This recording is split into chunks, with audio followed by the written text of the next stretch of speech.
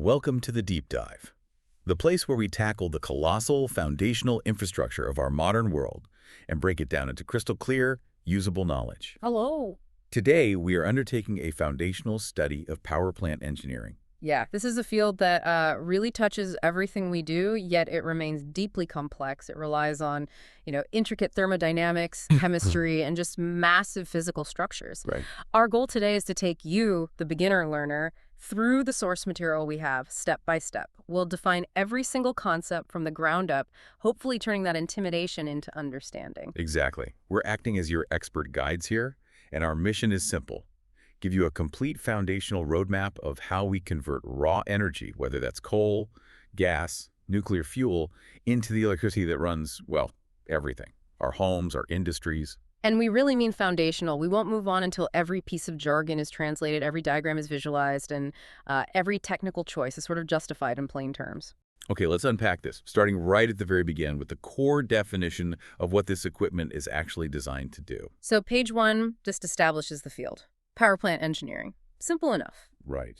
But page 2 gives us that core definition we need as our jumping off point. A power plant is an assembly of equipment that produces and delivers mechanical and electrical energy. Okay, stop right there. Essential terms. Before we even talk about the assembly of equipment, we need to define the two products it makes. Let's start with mechanical energy. What exactly is that in simple terms? Mechanical energy is fundamentally the energy of motion or position. Think of something physical moving like a giant truck rolling down the highway, or maybe a spring being wound up tight. Okay. In our context, the most important form is the physical force of a large shaft rotating, spinning very, very rapidly. It's about work being delivered through actual physical movement. Got it. Physical motion. And the other product is electrical energy. How's that different? Well, electrical energy is completely different in nature. It's the energy that comes from the controlled movement of charged particles.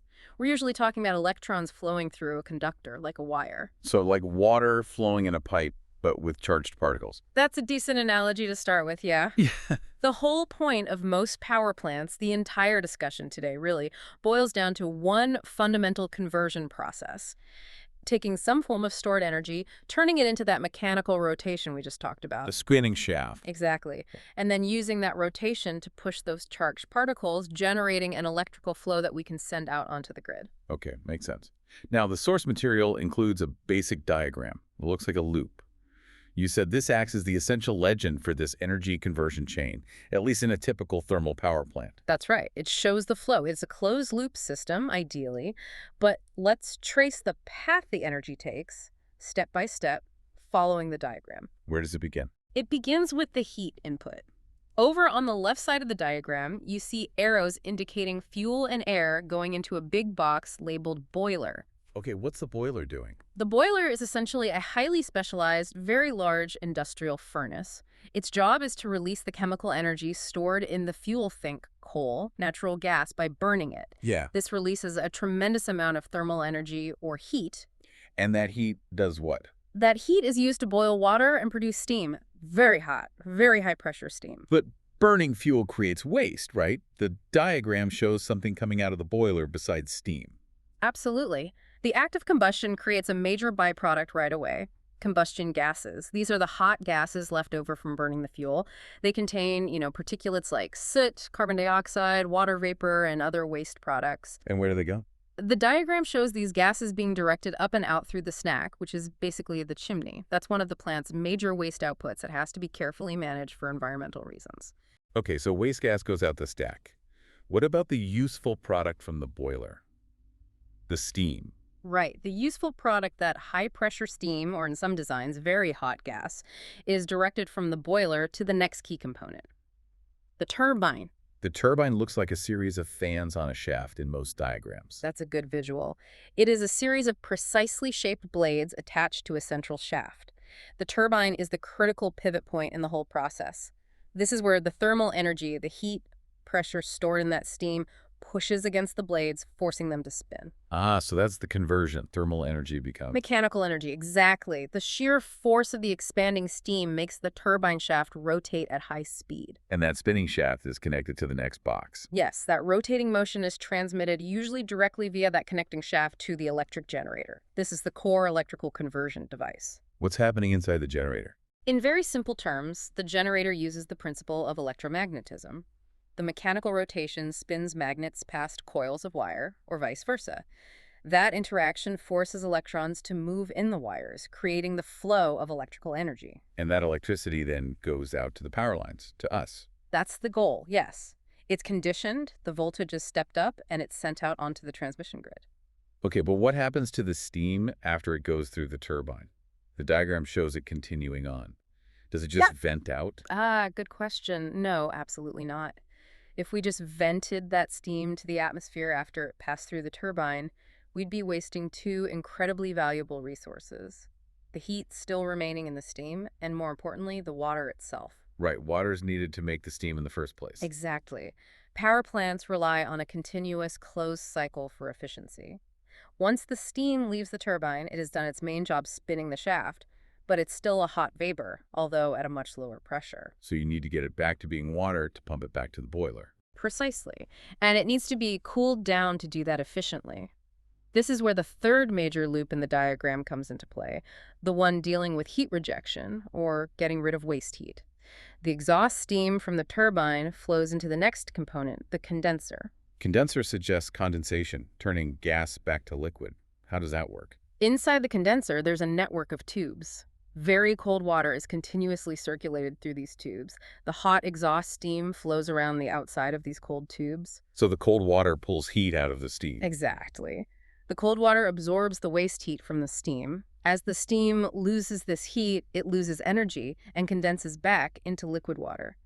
This water, now called condensate, is collected and then managed by the feed water pump, which sends it back towards the boiler to start the cycle all over again. But wait, the cold water that flowed through the condenser tubes must now be hot, right? It absorbed the steam's heat. Excellent point, yes. The circulating water, which started cold, is now quite hot itself. It can't be used again in the condenser until it's cooled down. So there's another cooling step. Yes. That now hot circulating water is routed out of the condenser and sent to the cooling tower. That's often the huge, curved structure you see at many power plants. What happens in the cooling tower? Inside the tower, the hot water is typically sprayed down through a material that allows air to flow up through it. Ambient atmospheric air comes in at the bottom of the tower, moves up through the falling water spray, and cools the water down, mainly through evaporation. So the cooling tower cools the cooling water, which then goes back to the condenser to cool the steam. Lots of loops. It is. It's all loops. The fundamental lesson here from this basic diagram is about scale and efficiency. This entire complex system is a continuous process. It's designed to convert stored energy into electricity as efficiently as possible, while constantly recycling the working fluid, the water, and simultaneously managing the huge amounts of waste heat and combustion products generated along the way. Everything depends on maintaining that closed-loop operation. ###2, categorizing power generation, source page 3. Okay, that basic flow diagram gives us a really good blueprint for a typical thermal plant, like one burning coal or gas. But as you said, if you look around the world, there are radically different ways to, well, boil water, or spin a shaft, or generate power without boiling water at all. That's right, and engineers need a way to classify these different approaches. Page 3 of our source material moves into how power plants are categorized. It explains they're generally grouped based on 5 major criteria. So not just about the fuel. No, this organizational structure defines the plant not just by what raw fuel it starts with, but also its operating strategy when it runs, and even the fundamental physics it employs. Okay, let's go through them. Category 1, based on fuel used, the source. This seems like the most intuitive one. It just describes the primary energy input, right? Exactly. This is about the front end. The source lists examples like steam power plant, which usually means coal or natural gas, is the ultimate heat source. Yep. Then diesel power plant, using diesel engines. Nuclear power plant, using nuclear fission heat. Hydroelectric power plant, using the energy of falling water. And gas turbine power plant, burning gas directly in a turbine. That makes sense. What's next? The next category, category 2. Based on nature of load, is really crucial because it defines the plant's operational strategy. It's about when the plant actually runs. Okay, but to understand that, the source says we first need to define a prerequisite term. Load. What is load in this context? Load is simply the amount of electrical demand or power being drawn from the grid by all consumers, homes, businesses, factories at any given moment. So when I turn on my air conditioner, I'm adding to the load. Precisely. When a factory starts its machines, that adds load. And this demand is never constant. It fluctuates dramatically throughout the day and even season to season. Right, much higher demand on a hot summer afternoon than at 3 a.m. Exactly. So because the grid needs a reliable supply of power 247, not just during those peak hours, engineers categorize plants based on how they meet this fluctuating load. There are two main types here. Okay. The first is the baseload power plant. Think of these as the workhorses of the grid. They are usually very large, highly efficient plants like massive coal facilities or nuclear reactors. They're designed to run continuously, pretty much all the time, to meet the minimum predictable level of demand on the system. Why run them continuously? Because they are incredibly slow and very expensive to start up and shut down. They operate most efficiently and economically when they run at a steady output nonstop for months or even years at a time. They provide the foundation of the power supply. Okay, so baseload covers the minimum. What about when demand spikes, like that hot afternoon? That's where the second type comes in. The peak load power plant, sometimes called peaker plants, these are more like strategic reserves. They only run during periods of high demand when the baseload plants alone cannot meet the total requirement. So they need to be able to start up quickly. That's their key characteristic. They must be able to ramp up power output relatively fast. This is why plants like gas turbines, which can start in minutes, or specialized systems like pumped hydro storage, are often used for peaking duty. So there's a trade-off. Baseload is efficient but slow. Peak load is fast, but maybe less efficient, or uses more expensive fuel. That's the core strategic choice, exactly. Baseload plants optimize for maximum fuel efficiency but offer little flexibility. Peak load plants provide that crucial flexibility to match demand swings, but often operate at lower efficiency or use fuels like natural gas, which might be more expensive than coal or uranium per unit of energy. Managing the mix of base and peak load plants is a huge part of grid operation. Makes sense. Okay, what's category 3? Category 3 is based on location. This is simpler. Is it a central power station, typically a huge facility serving a large geographical area, often located away from population centers? Or is it a joined power station, which might imply smaller, more distributed generation, perhaps located closer to where the power is actually used, maybe even integrated with industrial sites? Okay. And category 4? Category 4 is based on service rendered. This one simply distinguishes based on mobility. Is it a stationary plant fixed in one place to supply power to the grid, which is almost all the plants we think of? Or is it a locomotive plant, meaning it's part of a mobile system, like the power plants on large ships or, historically, steam locomotives? Got it. Stationary is the norm for the grid. And the last one. Finally, the category that really dictates the internal design and ultimately the efficiency of the facility. Category 5, based on working cycle. The physics. Ah, this sounds fundamental. It is. This defines the specific thermodynamic process, the sequence of physical changes used to convert heat energy into mechanical work. The source lists the main ones. The Rankine cycle, which is the foundation for steam-based plants. Like the first diagram we looked at. Exactly. Then there's the Brayton cycle, which is the basis for gas turbines. And then a very important modern development, the combined cycle, which cleverly integrates both Rankine and Brayton cycles to achieve much higher efficiencies. Okay, that organizational structure is helpful. But you're right, that last category, the working cycles, feels like the real engine room of power generation. If we want to truly understand how these plants work, we have to deep dive into those foundational cycles. Agreed. They define the very physics of how heat gets translated into useful motion. That's where the core engineering happens. Hashtag 3, the core thermodynamic cycles. Source pages 4 to 7. Hashtag A, the Rankine cycle. Sources 4 to 5. All right, let's start with the most common one you mentioned, the Rankine cycle. You said this underpins almost all steam-driven power generation. Yes, globally, steam power, whether from coal, gas, nuclear, or even geothermal, still accounts for the majority of electricity generation.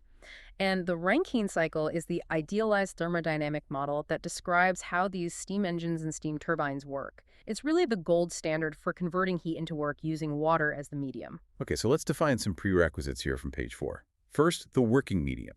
In the Rankine cycle, that's water, specifically turning into steam and back again, right? Correct. Water steam is the substance that carries the energy through the system. And the cycle itself just refers to the repeatable sequence of processes, the closed loop path that this working medium follows as it changes state and transfers energy. Got it. Page 4 also shows the 4 main physical components involved in this loop. Can you walk us through those again quickly? Sure, you have the steam generator, which is just the boiler we discussed earlier. This is where heat is added to the water. Then the turbine, where the steam expands and does work, creating rotation. Then the condenser, where the used steam rejects its waste heat and turns back into liquid water. And finally, the pump, which takes that liquid water and forces it back up to the high pressure needed by the boiler. That sequence, heat in, work out, heat out, pump back, that's the operational flow. Okay, the physical parts.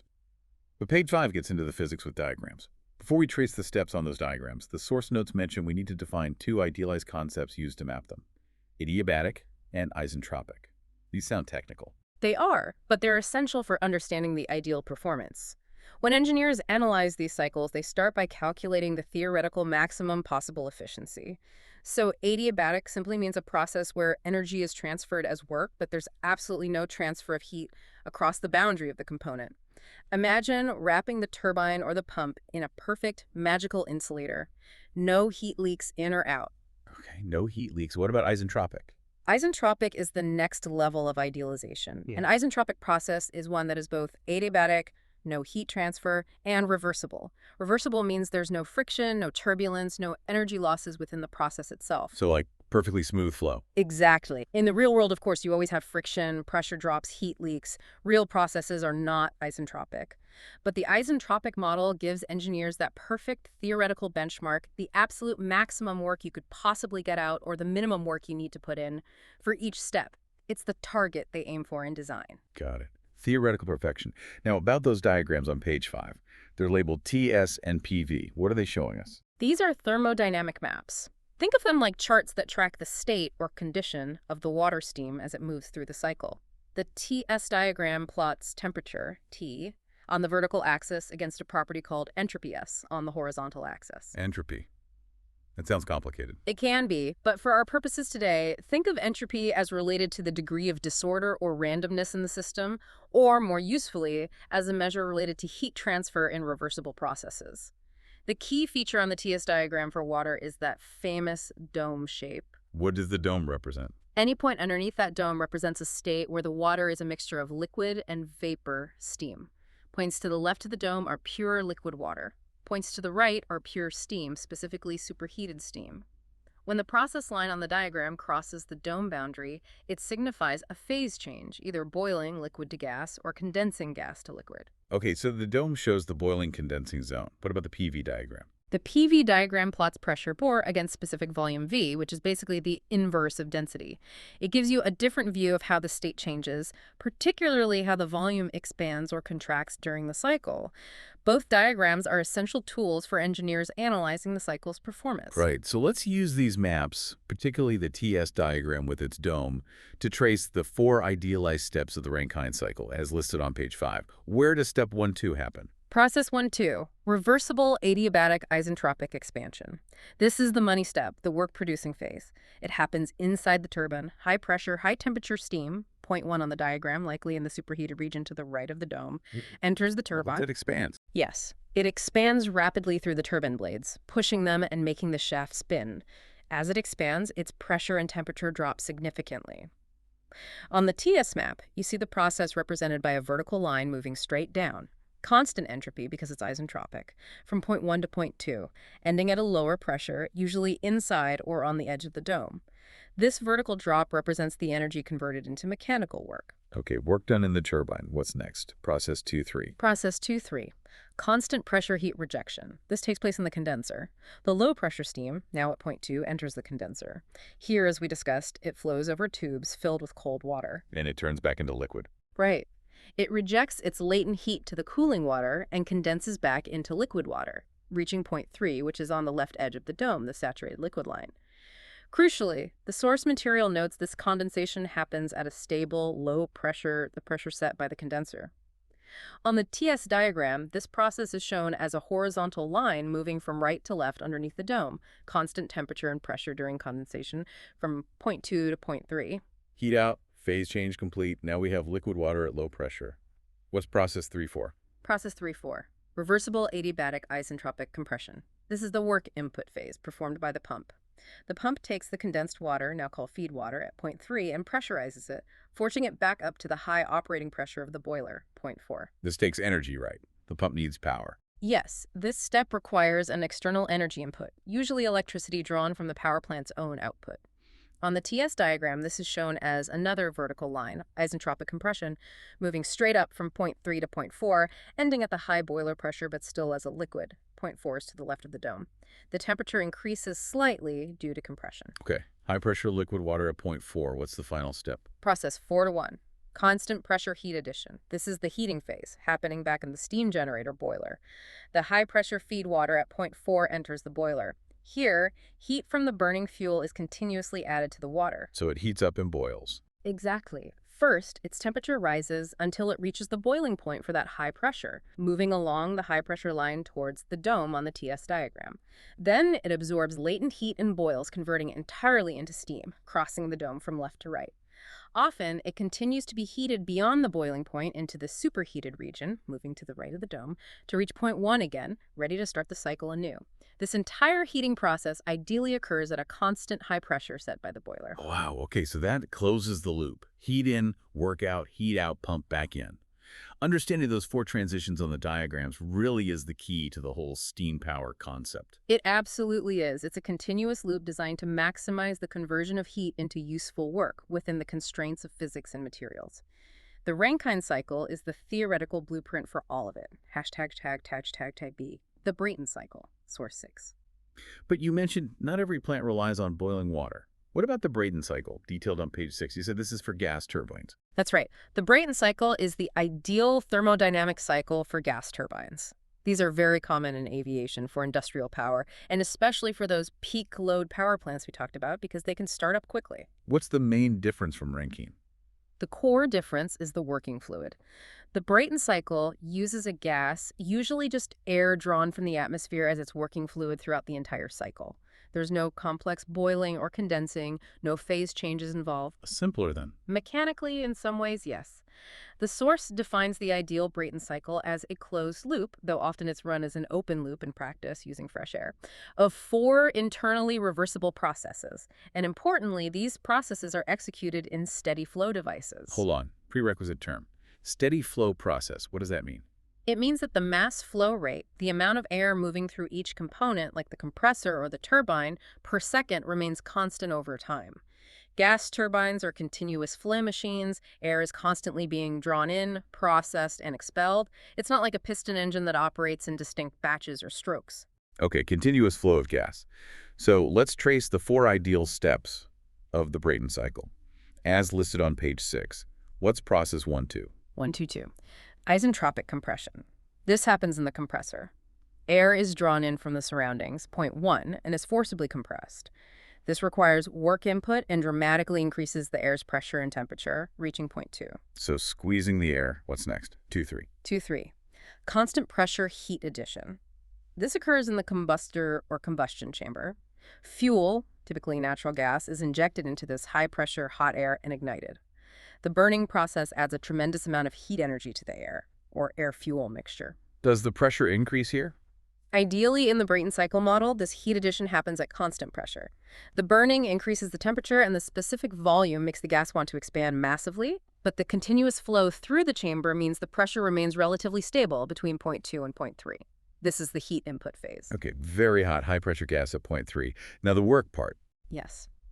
3-4. Isentropic expansion. The hot, high-pressure gas from the combustor then flows into the turbine.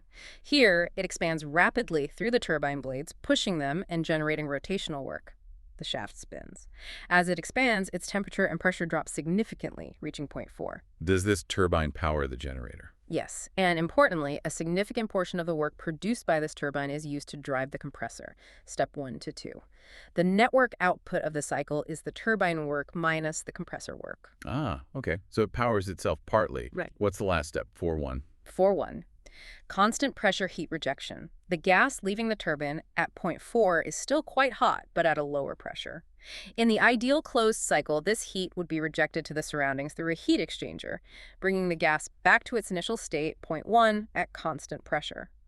In a typical open cycle gas turbine, like a jet engine or many power plants, this hot gas is simply exhausted to the atmosphere. So if you just exhaust it, you're losing that heat. Exactly, and that's a key point. If you look at the TS diagram for the Brayton cycle shown in the source, you don't see that dome shape because there's no phase change. Instead, you typically see two vertical lines for the isentropic compression and expansion, and two diverging curved lines representing the constant pressure heat addition and rejection. It looks quite different from the Rankine diagram. Simpler diagram, maybe simpler mechanics, but potentially losing heat out the exhaust. That's the trade-off.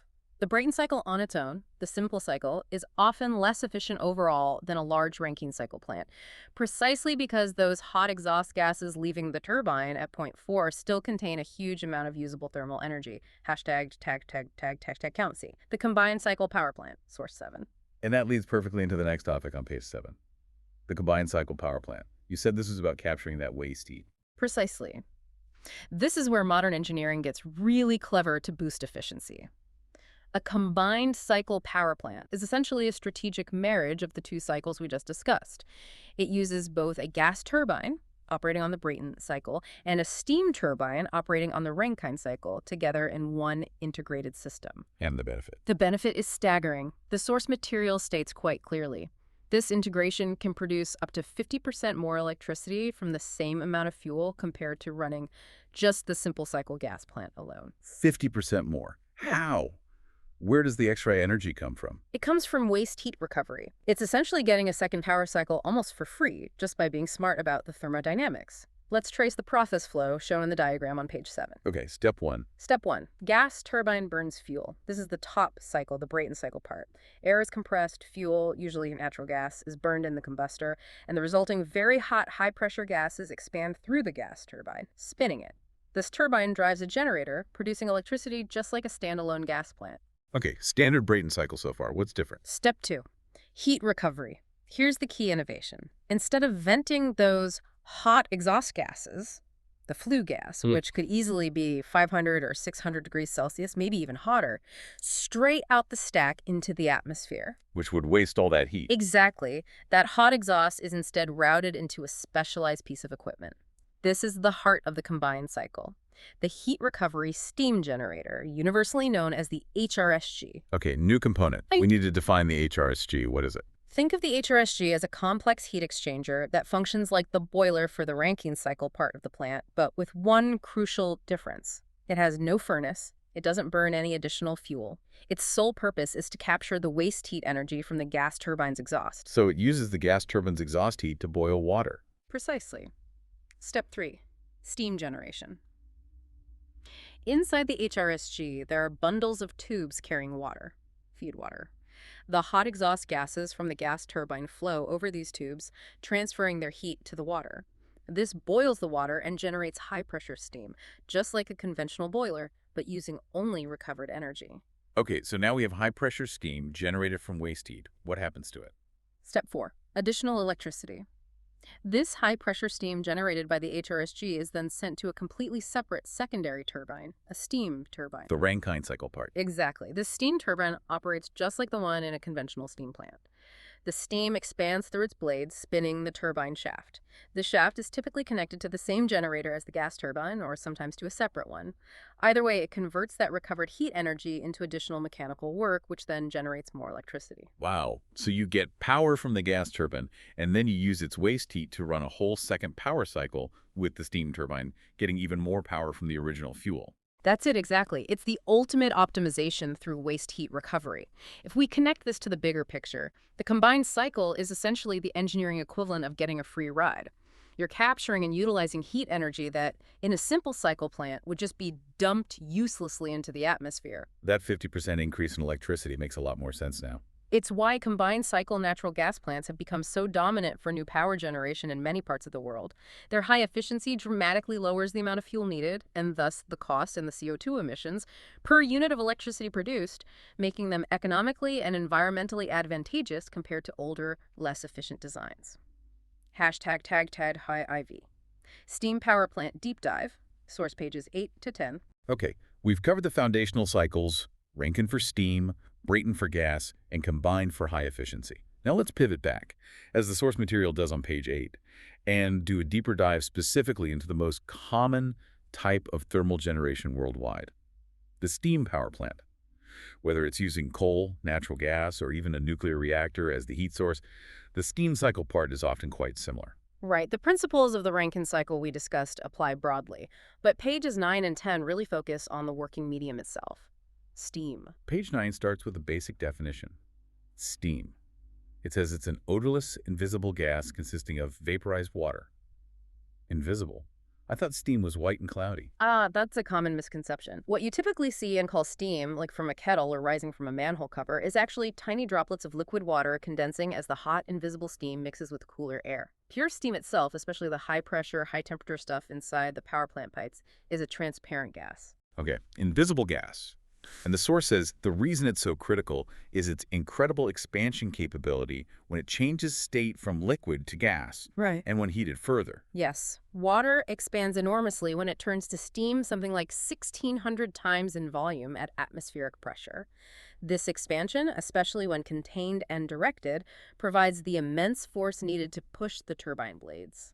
Now, to make steam efficiently, we need to understand a concept you touched on earlier.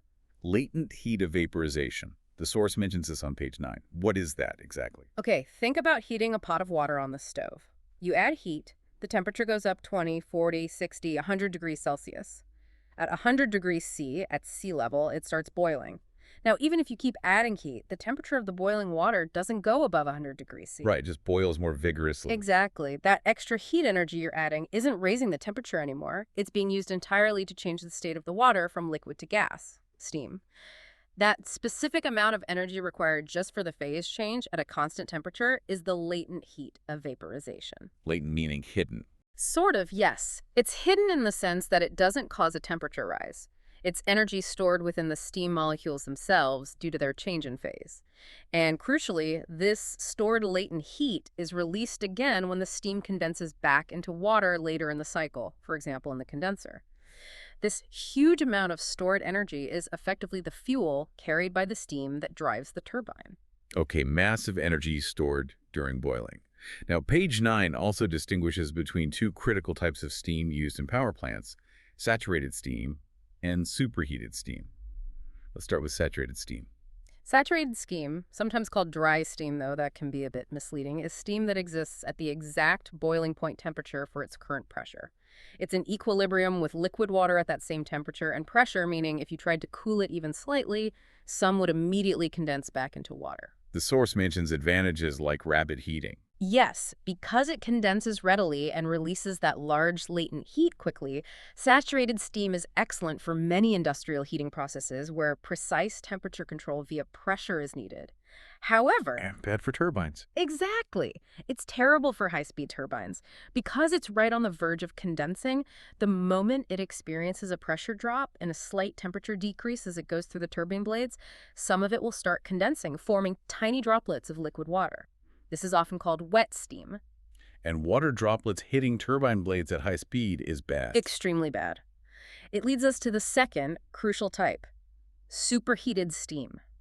How is superheated steam made? Superheated steam is created by taking saturated steam at its boiling point, and continuing to heat it beyond the boiling point temperature, typically without increasing the pressure further. You are adding more thermal energy, called superheat, to the steam after all the water has already turned into gas. So it's steam that's hotter than its boiling point for its pressure. Precisely. On that TS diagram we looked at earlier, superheated steam exists in the region to the right of the saturation dome. And what are its properties? Page 9 says higher temperature, lower density. Yes, at the same pressure, superheated steam is hotter and less dense than saturated steam. But the critical property for turbines is that it's dry. Because it's well above its condensation temperature, it can expand and cool significantly as it passes through the turbine without forming those damaging water droplets. Ah, so using superheated steam protects the turbine. Absolutely. It's an economic and mechanical imperative. Those water droplets in wet steam moving at potentially hundreds of meters per second act like. Okay, that makes sense. Superheating is key for turbines. But given all the complexities we're discussing, managing phase changes, needing pure water, dealing with potential corrosion, why is steam still the go-to standard working medium for so many power plants? Page 10 outlines 4 main reasons. Yeah, despite the challenges, water steam has some fundamental advantages. Point one, as the source notes, is simply that it's an incredibly effective medium for producing the immense mechanical energy required to drive the massive turbines used in large-scale power generation. Its expansion properties are just really well suited to the task. Okay, it works well. What's point 2? Point two, abundance. Water is, relatively speaking, abundant and readily available in most parts of the world where power plants are needed, and it's cheap compared to other potential working fluids. Plus, the technology to raise steam from water is very mature and well understood. Makes sense. Availability and cost. Point 3. Point three, stability. Water and steam remain chemically stable even at the very high temperatures and pressures required in modern high-efficiency power generation cycles. Some alternative fluids might break down or become dangerously reactive under those conditions. Good point. And the last one, point 4. Point four, material compatibility. Provided the water is properly treated to remove impurities, which we'll get to later, and the steam is sufficiently superheated to keep it dry, steam is generally non-corrosive and does not react adversely with the common materials, like steel alloys, used to construct boilers, pipes, and turbines. This ensures a long operational life for the plant's components. So, powerful, abundant, stable, and relatively non-reactive when handled correctly.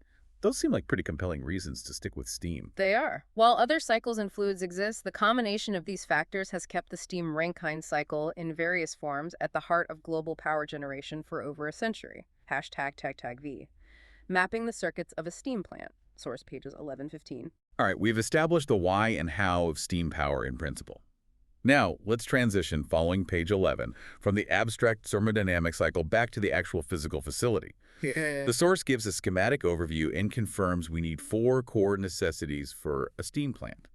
Can you list those again? Sure, you absolutely need a furnace or other heat source like a reactor to provide the heat, a steam generator boiler to use that heat to convert water into steam, the main power unit, which is typically the turbine and generator set, to convert the steam's energy into electricity, and critically, the extensive piping system and all the auxiliaries, the pumps, fans, valves, and control systems that make it all work together. Sounds incredibly complex just listing those. It is. And because of the sheer scale and the interconnectedness of everything, engineers find it helpful to view the entire plant not as one monolithic entity, but as 4 overlapping continuous systems or circuits.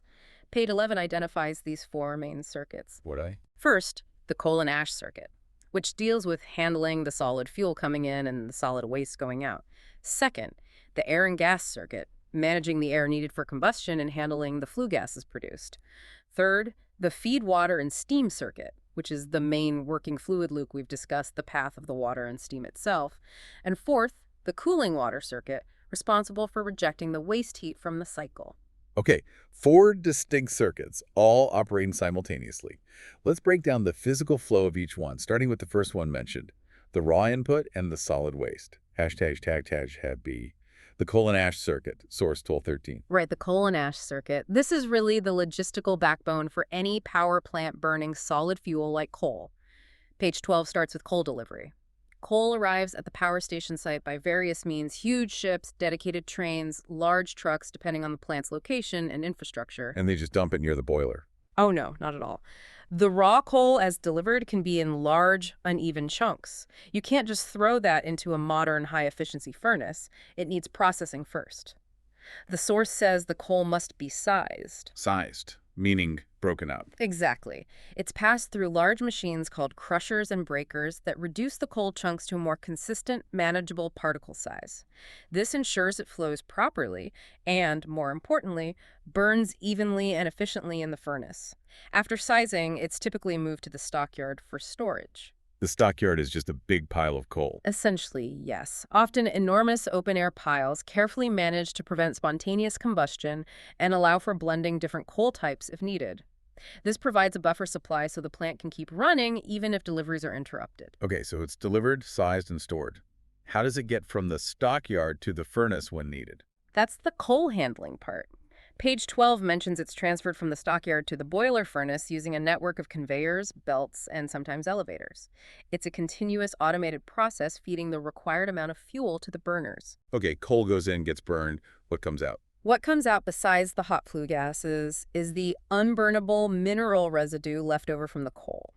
This is ash. Page 12 describes ash as being formed by the burning coal and notes it's hot, dusty, and potentially contains poisonous heavy metals or other compounds. So it's not just harmless dirt. It needs careful management, too. Absolutely. It can't just be dumped anywhere. Page 12 points out a crucial step. Before it goes to final storage or disposal, the ash is usually quenched. Quenched, like cooling metal. Similar idea. It means spraying the hot ash with water. This does several important things.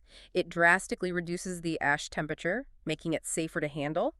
It minimizes airborne dust, which is a health and environmental hazard, and it can help reduce the potential for the ash to cause corrosion in the handling equipment. It's a critical safety and operational step. After quenching, it's transferred to a designated storage area. And how is it transferred and stored? Page 13 mentions different disposal systems. Yes, handling the sheer volume of ash produced by a large coal plant, potentially hundreds of tons per day, requires robust systems. The source mentions a few methods. Like what? The most common for large modern plants is often a hydraulic system. In this setup, the quenched ash, often mixed with more water to form a slurry, falls into channels with high-velocity water streams that sluice it away, carrying it through pipes to large storage ponds or landfills, sometimes called ash slumps. Other methods mentioned include water jetting, dedicated ash sluiceways, or even pneumatic systems that use air pressure to convey the drier types of ash. Wow, moving tons of abrasive, potentially hazardous waste material every day sounds like a huge engineering challenge in itself. It absolutely is. The coal and ash circuit involves heavy-duty material handling, environmental controls, and significant infrastructure. It's a vital but often overlooked part of the whole operation. #TAC#C. The feed water and steam circuit, source 14. Okay, that's the fuel in and solid waste out. Now let's trace the heart of the system. The feed water and steam circuit, detailed on page 14.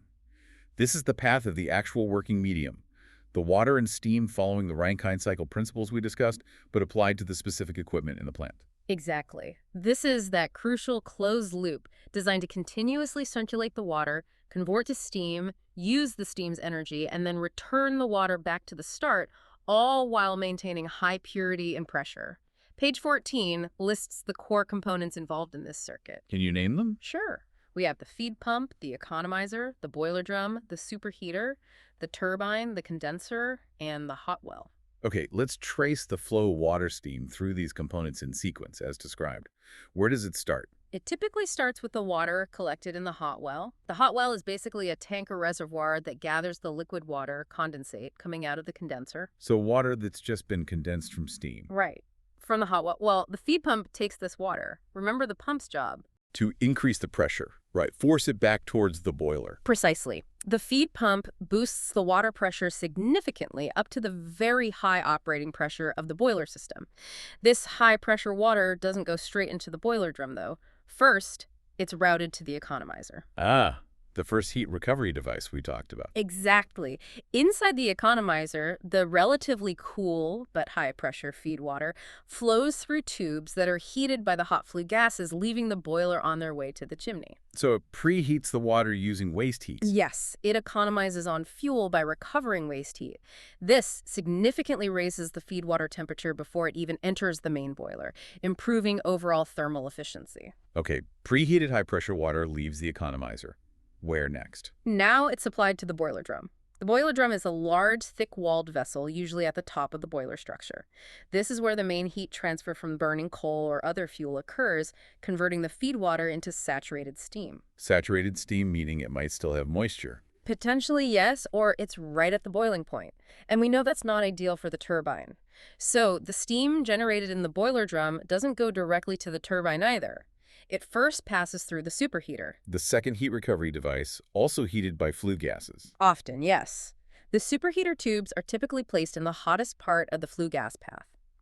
Here, the saturated steam from the boiler drum is heated further, raising its temperature well above the boiling point, turning it into that dry, superheated steam we need. Protecting the turbine blades. That's the primary job. Now, finally, this high-pressure, superheated steam is piped to the turbine. And this is where the work happens. This is where the energy conversion happens. The steam expands through the turbine blades, causing the turbine shaft to rotate at high speed, which in turn drives the electric generator. Okay, the steam has done its work in the turbine. It's now lower pressure, lower temperature, but still steam. Yes, it's now low-pressure exhaust steam, though still quite hot. It exits the turbine and flows directly into the condenser. Back to the condenser, and its job is To turn that exhaust steam back into liquid water. Inside the condenser, as we discussed, the steam flows over tubes containing cold circulating water from the cooling water circuit. The steam gives up its latent heat to the cooling water and condenses back into liquid. and that liquid condensates, collects where? It collects back in the ready for the feed pump to pick it up and start the entire circuit all over again. It's a continuous, carefully managed loop. The efficiency and reliability of the entire power plant depend fundamentally on the uninterrupted integrity and purity of the water and steam flowing through this critical circuit. ####duty, the air and flue gas circuit, source 15. Okay, that covers the water-steam loop. The final circuit we need to map out, based on page 15, is the air and flue gas circuit. This sounds like it manages the boilers breathing the air needed for the fire and the exhaust produced by it. That's a great way to put it. This circuit handles the massive volumes of air required for combustion and then directs, treats, and expels the resulting combustion products, the flue gases. Let's start with a prerequisite definition from page 15. Flue gases. What exactly are they? The source defines them as the mixture of gases produced by the combustion process.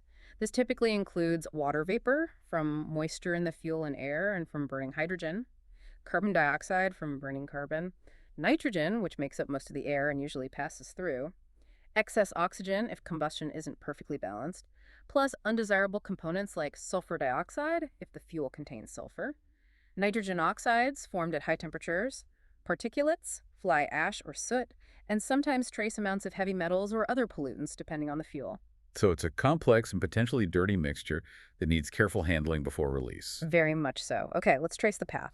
The circuit starts with air intake. Where does the air come from? From the atmosphere. Page 15 says it's drawn from the atmosphere by a powerful fan, the forced draft fan, often abbreviated as the FD fan. Right. Forced draft means it's pushing or forcing the air into the system. This fan provides the large volume of oxygen needed for efficient combustion. Does the air go straight into the furnace? Usually not directly. Just like the feed water gets preheated by the economizer, the combustion air typically gets preheated too. It passes through the air preheater. And this is the third heat recovery device, also heated by flue gases. Correct. The air preheater sits in the path of the outgoing flue gases after they've already passed through the superheater and economizer. It scavenges some of the remaining heat from the flue gases and transfers it to the incoming cold air from the FD fan. Why preheat the combustion air? Supplying this preheated air to the furnace helps in several ways. It accelerates the combustion process, ensuring the fuel burns more quickly and completely. This improves thermal efficiency because less heat from the fuel is wasted just heating up cold air, and it can also help burn lower quality fuels more effectively. Okay, so preheated air enters the furnace along with the fuel. Combustion happens. Hot gases are produced. What happens to those hot gases, the flue gases? Now we follow the path of the flue gases as they give up their heat. This is the critical sequence of heat exchange that drives the whole plant. First, the extremely hot flue gases pass over the tubes containing water and steam inside the boiler itself, the main heat transfer, and then over the tubes of the superheater to make the steam superheated. Transferring the maximum heat to the water steam cycle. Exactly, that's the primary energy transfer. After leaving the superheater section, the still very hot flue gases then flow across the tubes of the economizer. Where they preheat the incoming feed water. Right, they give up more heat there, and after the economizer, the flue gases, now somewhat cooler but still carrying significant heat, pass through the air preheater. Where they preheat the incoming combustion air, recovering even more heat. Yes, it's a cascade of heat recovery, trying to extract as much useful energy as possible before the gases are released. So after the air preheater, Are the gases just sent up the chimney? Not yet. There's usually one crucial step remaining, especially in modern plants concerned with pollution control. The flue gases, now much cooler, pass through some form of dust collector or particulate removal system, like an electrostatic precipitator or baghouse filters. Why? This device is designed to capture and remove the fine solid particles, the fly ash, and soot from the gas stream before they can be released into the atmosphere. This is a critical environmental protection measure. Okay, so clean gases leave the dust collector, now to the chimney. Now, finally, the cleaned and relatively cooler flue gases are exhausted to the atmosphere via the tall chimney or stack. The flow up the chimney is often assisted by another large fan, this one located near the base of the chimney on the outlet side. This is the induced draft fan, ID. Induced, meaning it pulls. Exactly. While the FD fan pushes air in at the front, the ID fan pulls the flue gases out through the entire system, boiler, heat exchangers, dust collector, and pushes them up the chimney. This helps overcome the pressure drops through all that equipment and ensures proper flow and expulsion of the waste gases. Hashtag known 6. Controlling flow and waste heat recovery. Source pages 1620. Okay, you mentioned those fans, the forced draft and induced draft fans. Pages 16 and 17 dedicate some time to this concept of draft, which you described as the engine's breathing system. Let's define that term properly. Right. Draft, or draft, depending on spelling preference, is the technical term for the pressure difference that drives the flow of air and gas through the boiler system. Specifically, page 16 defines it as the difference between the absolute gas pressure inside a flow passage, like the furnace or the flue ducts, and the ambient atmospheric pressure outside the system. So it's about creating a pressure differential to make things move. Exactly. The source lists two main purposes for creating this draft.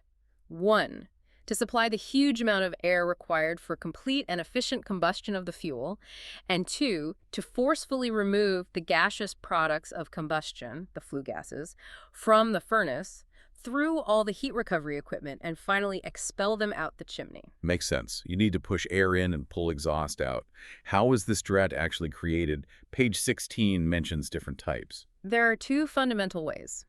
The older, simpler method is natural draft. This was used in smaller boilers and relies purely on the chimney effect, or buoyancy. How's that work? Hot gases inside the chimney are less dense and therefore lighter than the column of colder, denser ambient air outside the chimney. This difference in weight creates a small natural pressure difference, causing the hot gases to rise and drawing fresh air in at the bottom. However, natural draft depends heavily on the chimney height and the temperature difference, making it less reliable and controllable. So big modern plants don't rely on just that. No. For the massive high-capacity plants we're discussing, they rely almost exclusively on mechanical draft, which means using fans like the FD and ID fans we already mentioned. What are the advantages of using fans? Page 16 highlights several. It allows engineers to use shorter, less expensive chimneys. It makes the draft capacity independent of unpredictable weather conditions, wind, outside air temperature, that affect natural draft. And most importantly, it allows for precise and rapid control of the airflow and furnace pressure, which is essential for optimizing combustion and efficiency. Okay, mechanical draft uses fans. And page 16 mentions subtypes. Induced, forced, or balanced. We already touched on forced and induced. Can you clarify those again based on page 17? Sure. Forced draft, FD, uses a fan installed near the base of the boiler system, usually before the air preheater. As the name implies, it forces or pushes combustion air into the furnace at a pressure slightly above the surrounding atmospheric pressure. Think of it as pressurizing the system from the front end. Pushing air in. And induced draft. Induced draft, ID, uses a fan located near the end of the system, typically between the dust collector and the chimney. This fan sucks the flue gases out of the furnace and through all the downstream equipment, superheater, economizer, air preheater, dust collector, and then discharges them up the stack. It creates a pressure below atmospheric pressure, a partial vacuum or suction within the boiler system. Pulling gas out. So do plants use one or the other?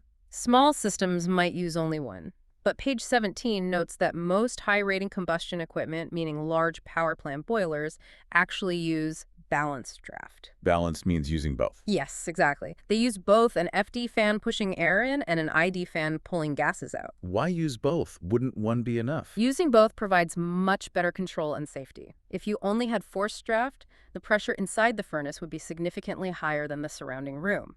This is dangerous because any leaks in the furnace walls or seals would cause hot, potentially toxic combustion gases to blow out into the boiler house. Okay, that sounds bad. Very bad. Conversely, if you only had induced draft, the entire system would be under suction, which could pull in unwanted tramp air through leaks, messing up combustion control. By carefully controlling the speeds of both the FD and ID fans, engineers can maintain the pressure inside the furnace itself very close to atmospheric pressure, perhaps just slightly negative.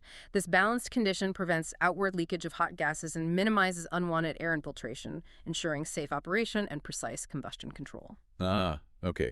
Balanced draft is key for large boilers. The source also briefly mentions chimneys again on page 17. Anything key there? Just a couple of practical points. They're typically made of bricks or reinforced concrete for longevity, around 50 years life expectancy is mentioned, versus steel chimneys, which might have a shorter life, 15 years mentioned. And the size, the net cross-sectional area, and height isn't arbitrary. It's carefully calculated based on the sheer volume of flue gases that need to be discharged per hour and the amount of draft, natural or assisted, required to expel them effectively and disperse pollutants appropriately. Tag B recovery devices. Source 1820.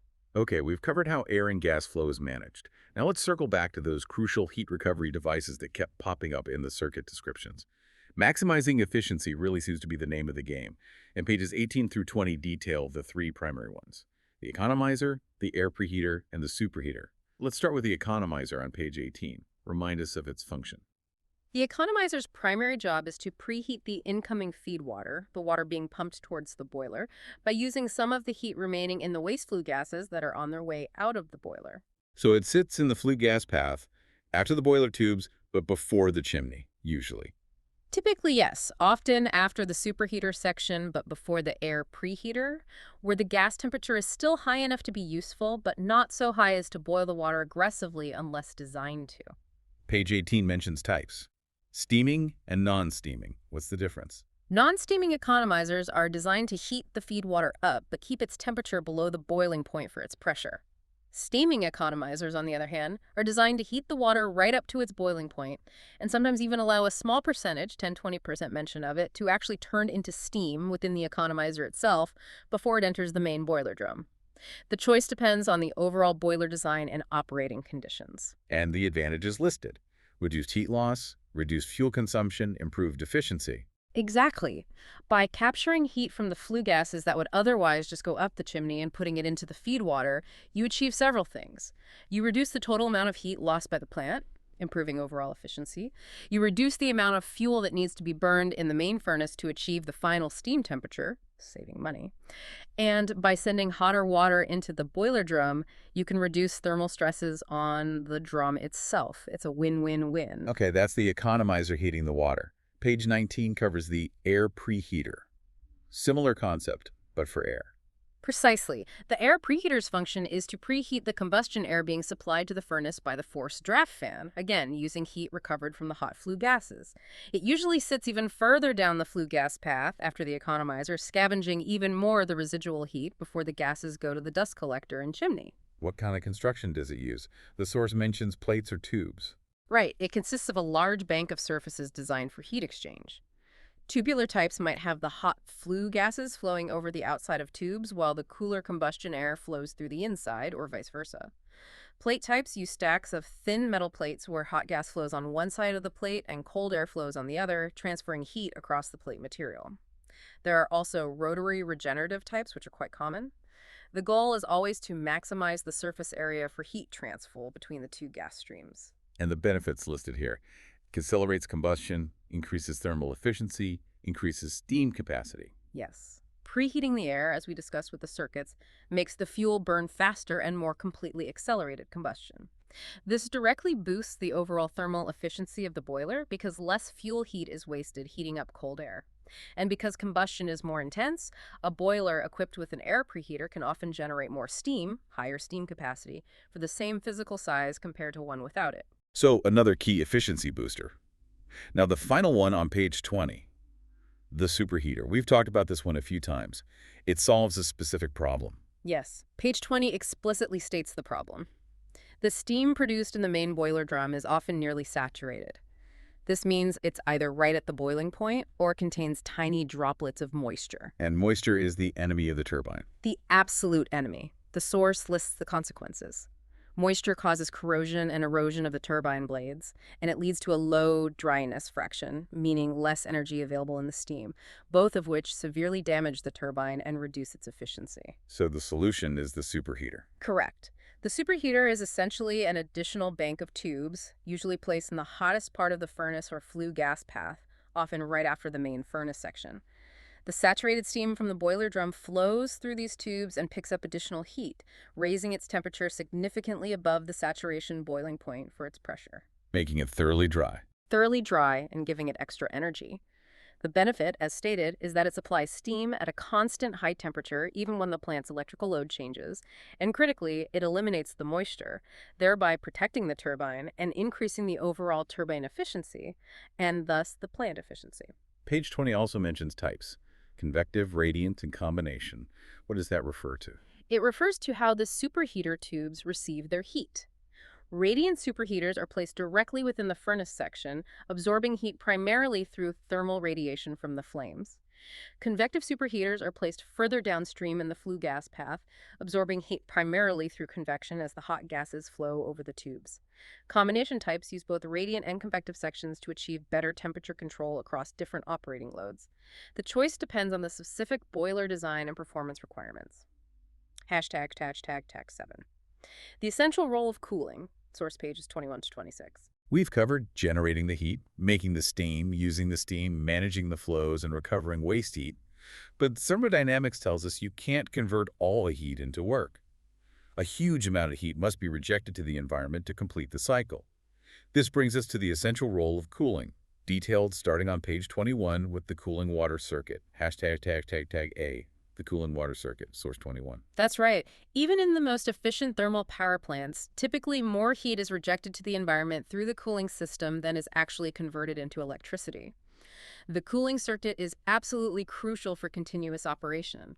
Its main purpose, as page 21 outlines, is to facilitate the condensation process needed to close the Rankine cycle loop. Remind us how that works again. The low-pressure exhaust steam leaving the turbine flows into the condenser. Inside the condenser, this steam comes into contact with pipes carrying circulating cold water. The steam transfers its enormous latent heat of vaporization, that hidden energy it absorbed during boiling, to this cold water. And losing that heat makes it turn back into liquid. Exactly. As the steam gives up its latent heat, it condenses back into liquid water, condensate, which can then be pumped back to the boiler. This condensation process also creates a very low pressure, a vacuum, at the turbine exhaust, which significantly increases the pressure drop across the turbine, allowing it to extract more energy from the steam and boosting efficiency. Okay, so the condenser needs a constant supply of cold water. Where does that come from, and what happens to it after it absorbs the steam's heat? That's where the rest of the cooling circuit comes in. In many large plants, especially those not located near a huge river or ocean for once-through cooling, the now hot circulating water leaving the condenser goes to the cooling tower. The big structure we see, what's its role? The cooling tower's job is simply to cool that hot circulating water back down so it can be reused in the condenser. Inside the tower, the hot water is usually sprayed downwards through a fill material, while atmospheric air flows upwards. The contact between the air and the water causes heat transfer. How does the heat transfer happen? Mainly evaporation. Yes, the primary mechanism is evaporation. As some of the hot water evaporates into the rising airstream, it carries away a large amount of latent heat, rapidly cooling the remaining water. There's also some direct convective heat transfer, but evaporation does most of the work. Okay, so the water gets cooled in the tower. Then what? The cooled water collects in a basin at the bottom of the cooling tower, often called a cooling pond or basin. From there, it's pumped back to the condenser to absorb more heat from the exhaust steam, completing the cooling water loop. It sounds like a closed loop too, but the source mentions water loss. How does that happen if it's recirculating? Good catch. It's not perfectly closed because of that evaporation process. A significant amount of water is lost to the atmosphere as water vapor rising out of the top of the cooling tower. That's the visible plume you often see. There's also a smaller amount lost as tiny droplets carried out by the airstream called drift. To compensate for these losses, the cooling circuit requires a continuous supply of makeup water from an external source, like a river or lake, to keep the water level constant in the system. #B, Cooling Tower Anatomy and Design. Source 2224. Okay, let's look closer at that iconic structure itself, the cooling tower. Pages 22 through 24 give some details on its anatomy and design, especially the common hyperboloid shape. Yes, those large curved towers are technically hyperboloids of revolution. Page 22 notes they can be massive, reaching up to 200 meters tall in some cases. They're typically built with reinforced concrete shells for strength and longevity, often supported by a ring of diagonal columns at the base to allow air entry. So it's not just a big tube, the internal structure is important. Very important. The source material, often accompanied by visuals, helps us deconstruct the process inside. Let's follow the water path using the components mentioned. Okay, where does the hot water enter? The hot water from the condenser arrives via large pipes at the hot water inlet, usually high up inside the tower shell. From there, it goes into a distribution system. What does that do? The distribution system consists of pipes and nozzles designed to spray the hot water evenly downwards across the entire cross-section of the tower. The goal is to break the water into fine droplets to maximize its surface area for contact with the air. And these droplets fall through something. Yes, they fall through the fill, or pecking. The fill is a crucial component. It's essentially the engineered heat transfer surface inside the tower. It's usually made of stacked sheets or grids of material, like PVC plastic or sometimes treated wood, arranged to create intricate pathways. Why the intricate pathways? The fill's purpose is to slow down the fall of the water droplets and spread them out into thin films, dramatically increasing both the contact time and the surface area between the falling water and the rising air. This is where most of the heat transfer, especially evaporation, actually takes place. Okay, air flows up, water flows down through the fill. Where does the air come in? In a natural draft tower, the hypoboloid type, air enters freely through the large openings around the base, between those diagonal support columns. And the cooled water. The cooled water, having fallen through the fill and given up its heat, collects in the large cold water collecting basin at the very bottom of the tower. From this basin, it's pumped back to the condenser. The source also mentions drift eliminators near the top. What are they for? As the air rushes upwards through the tower, it can carry some tiny water droplets with it. This airborne water loss is called drift. The drift eliminators are specially shaped baffles or screens placed above the fill and distribution system. They force the air to change direction sharply, causing most of the entrained water droplets to impact on the eliminator surfaces and drain back down into the tower, rather than being carried out into the atmosphere. This minimizes unnecessary water loss and prevents chemicals used in the cooling water from being deposited on the surrounding area. Got it. And the scale mentioned on page 24 is huge. A basin holding 25,000 cubic meters of water is given as an example. Yes, these are massive hydraulic systems operating continuously to handle the enormous heat rejection load from a large power plant's turbine condenser. The flow rates of both water and air are immense. Hashtag tag to mess physics and efficiency of cooling. Source 2526. Let's dig a bit more into the physics and efficiency aspects covered on pages 25 and 26. We mentioned water losses. Page 25 gives some perspective on this. Right. It distinguishes between the two types of loss. Drift loss, the physical droplets carried away, is actually very low in modern towers with effective drift eliminators. The source gives an example figure of just 0.005% of the total circulating water flow. That's tiny. But the other loss is significant. Yes, evaporation water loss is inherently much larger because evaporation is the primary cooling mechanism. The example given suggests it could be around 1.81% of the circulating flow, which translates to nearly 2,900 tons of water lost per hour in that specific example case. This is the unavoidable thermodynamic cost of getting rid of that waste heat efficiently, and it's why large power plants need a reliable source of makeup water. Page 25 also revisits the different ways air is moved through the cooling tower draft types. Can you summarize those again? Sure, we have. Natural draft. This relies purely on buoyancy, like a chimney. The warm, moist air inside the tower is less dense than the cooler, drier, ambient air outside. This density difference creates a natural upward flow, drawing cool air in at the bottom. These towers need to be very tall, like the hyperboloids, to generate sufficient draft. Mechanical draft. These towers use large, power-driven fan motors to either force air into the tower, forced draft, or draw air out of the tower, induced draft, which is more common. They don't need to be as tall as natural draft towers, but consume extra electricity to run the fans. Fan-assisted natural draft. This is a hybrid, using fans to augment the natural draft effect, often used in situations where a purely natural draft tower wouldn't be tall enough or reliable enough. Okay, but let's focus on that hyperboloid shape again for the natural draft towers discussed on page 26. Why that specific shape? Is it just aesthetics? Definitely not just aesthetics, although they can be quite striking structures. Page 26 explains the engineering reasons. The hyperboloid is the standard for large, natural draft towers primarily due to structural strength. It's an inherently strong shape that uses a minimum amount of material, like reinforced concrete, to withstand significant loads, especially wind forces acting on its large surface area. It's structurally very efficient, thermodynamic efficiency. The curved shape, narrowing in the middle and widening at the top, acts like a giant Venturi nozzle. It helps to smoothly accelerate the upward convective airflow through the tower.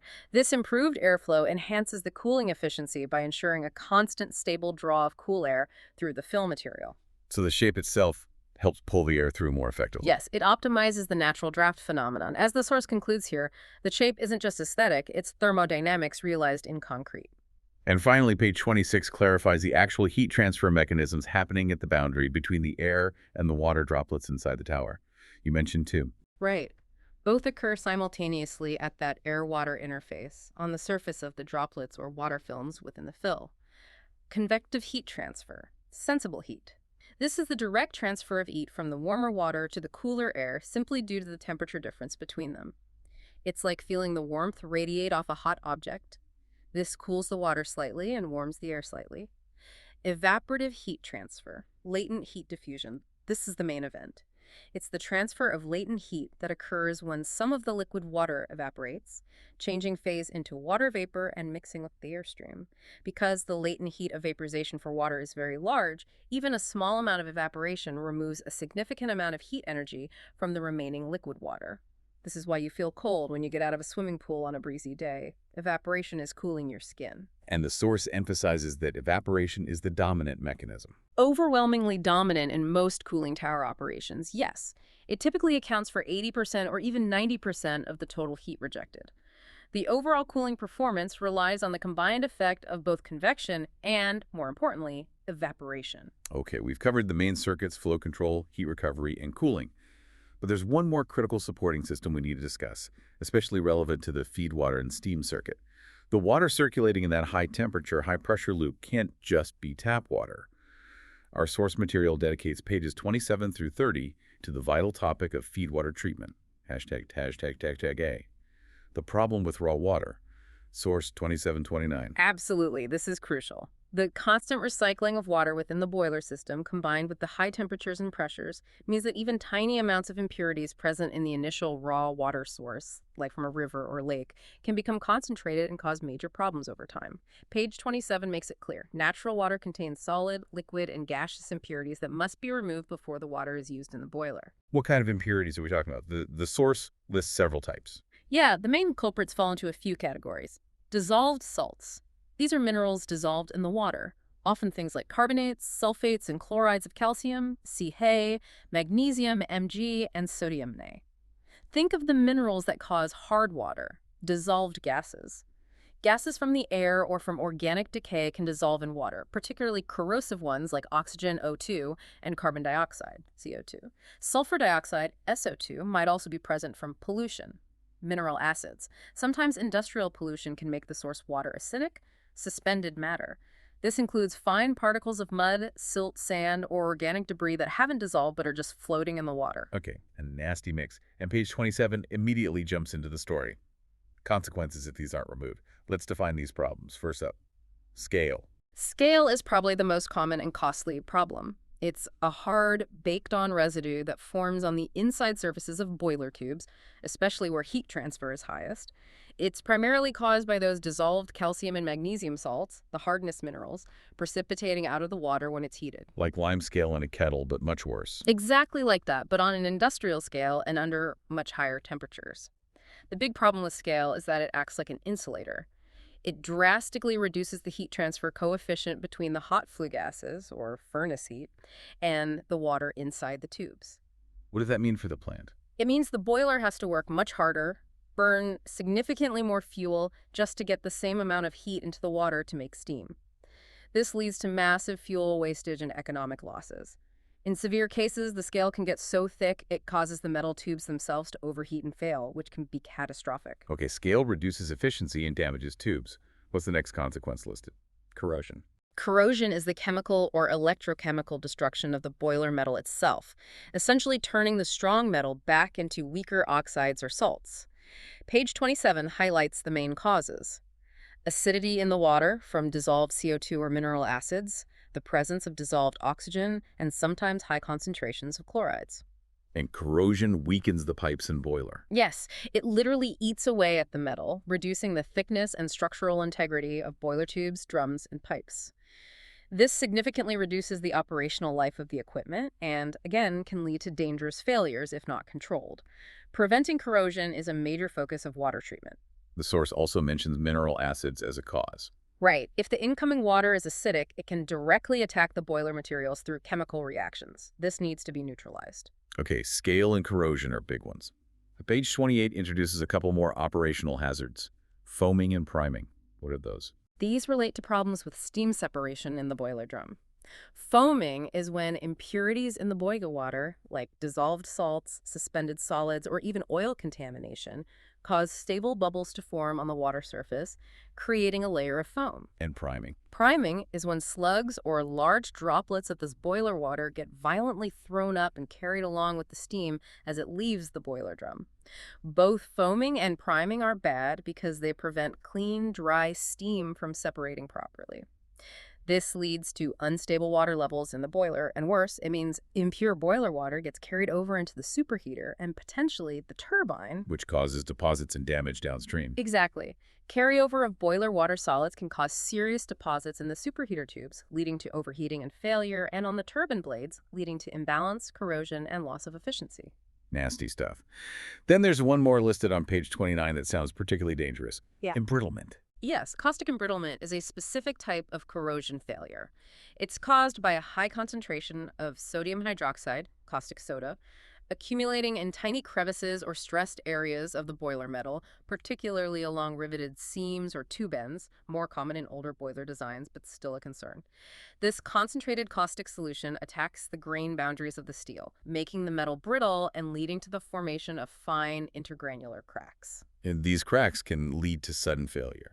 Yes, it can lead to sudden, catastrophic failure without obvious warning signs, which is why it's considered very dangerous. Preventing high caustic concentrations is critical. So with all these problems, scale, corrosion, foaming, embrittlement caused by impurities concentrating in the boiler water, how do plants manage this ongoing concentration? Page 29 mentions a technique called blowdown.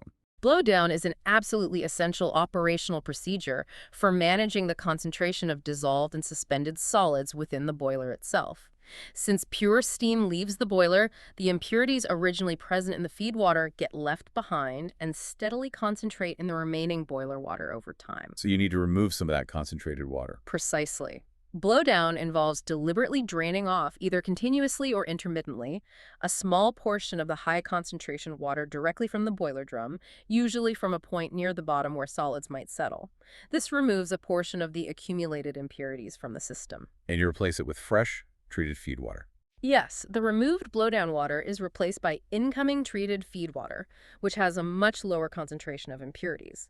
By carefully controlling the rate of blowdown, operators can maintain the concentration of dissolved solids, TDS, total dissolved solids, and other specific impurities within safe, acceptable limits inside the boiler, thereby managing the risks of scale, foaming, priming, and embrittlement.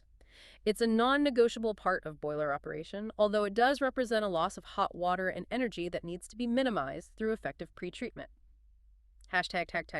#B, methods of feed water treatment. Source 30. Okay, so blowdown manages the concentration inside the boiler, but the best strategy is surely to remove as many impurities as possible before the water even gets into the boiler, right? Yeah. This brings us to page 30, which summarizes the main methods of feed water treatment. The source lists 4 main categories. That's right. Preventing the problems is always better than just managing them. The goal of pretreatment is to produce feed water of extremely high purity. The 4 main categories of treatment methods listed are: What's the first one? 1. Mechanical treatment. This focuses primarily on removing the suspended matter, the physical dirt, mud, silt, and organic debris that's just floating or suspended in the raw water, not dissolved. How is that done? Page 30 lists 3 methods. Yes.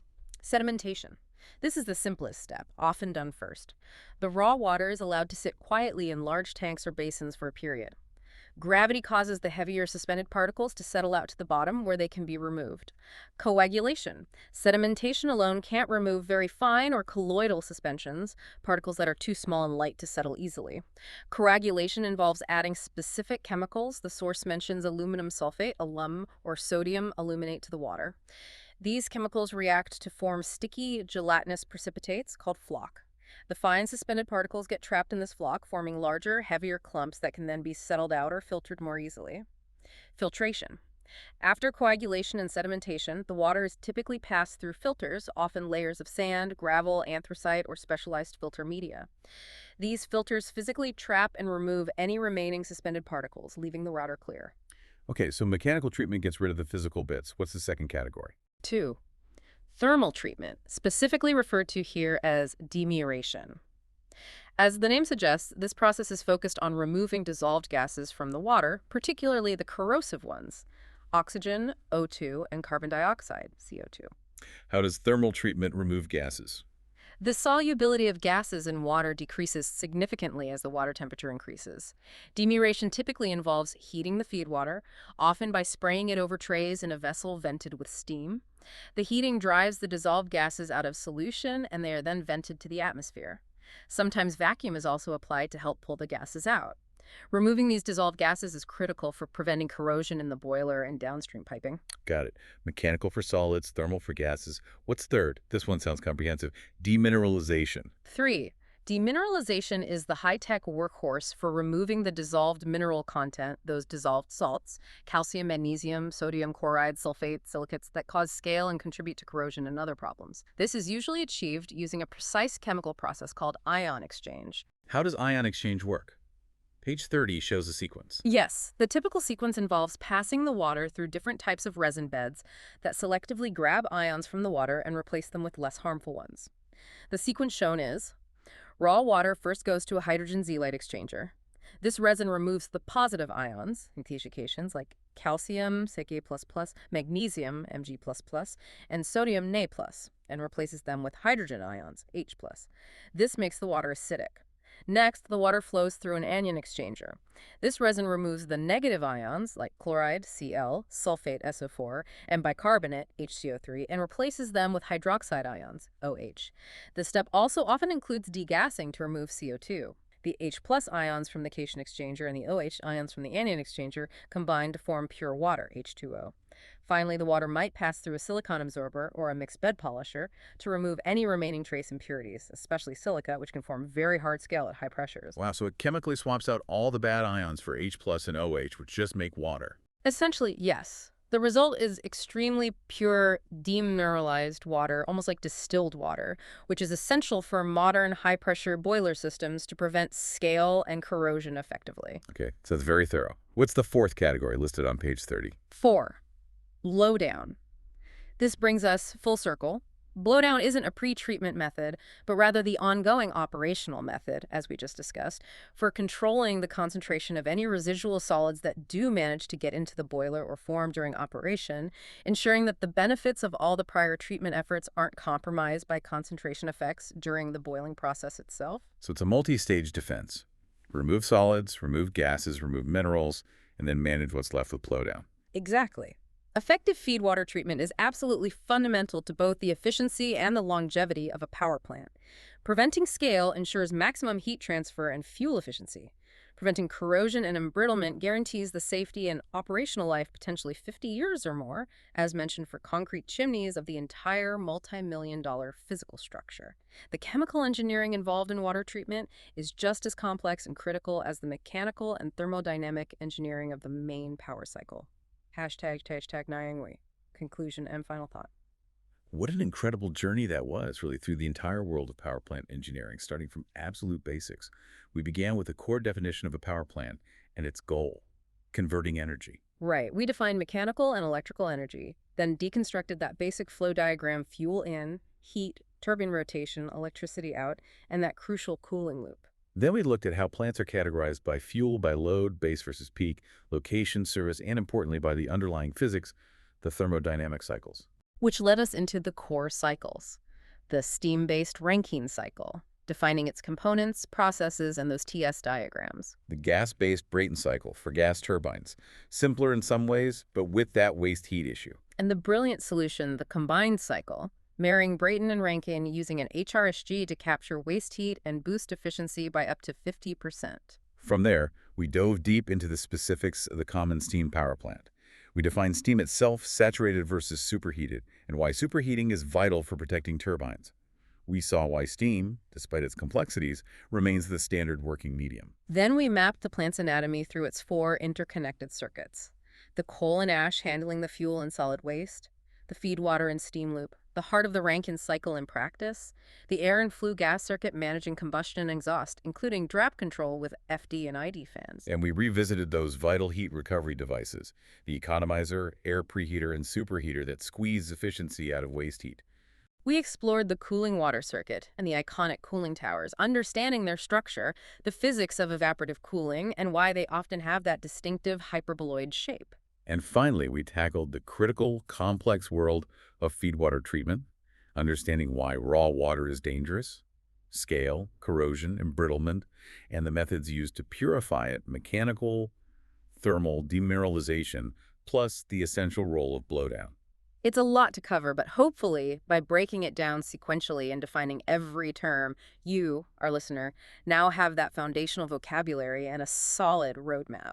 You should be able to look at almost any major thermal power generation system on Earth and have a much better understanding of its core components, its operating principles, and the engineering trade-offs involved. Absolutely. The complexity is definitely still there, but hopefully it's more manageable now, seeing it as those distinct yet tightly interlinked loops and systems. And maybe here's a final provocative thought for you to consider, building on everything we've discussed. As we detail throughout, this entire complex system, this engine of modern society, relies fundamentally on waste management. How so? Think about it. We manage waste heat via the condenser and cooling tower. We manage waste combustion products like ash and flue gases. We manage waste impurities in the water. The continuous pursuit of better power plant engineering is, in many ways, essentially about optimizing the capture, minimization, or safe disposal of every single one of these waste streams, all in the service of maximizing clean and efficient energy output from the original fuel source. That's a really interesting perspective. It's all about managing the leftovers. It really is. So, the final thought for you is this. Considering the immense scale of these operations and the specific environmental or technical risks associated with each waste stream we discussed, which one do you think poses the greatest, most challenging engineering, economic, and perhaps political hurdle for the world to overcome in the coming decades? Is it managing the thermal rejection, the sheer amount of waste heat discharged, often as vapor from cooling towers? Is it the disposal of vast quantities of solid ash from coal plants? Or is it capturing and dealing with the gaseous flue gas emissions, particularly CO2 and other pollutants? That's a tough question, with huge implications for climate change, land use, and technology development. Which waste stream is the biggest long-term challenge? Something definitely worth pondering. Indeed. Thank you for joining us for this deep dive into the foundations of power plant engineering. We hope you found it illuminating. We'll see you next time on The Deep Dive.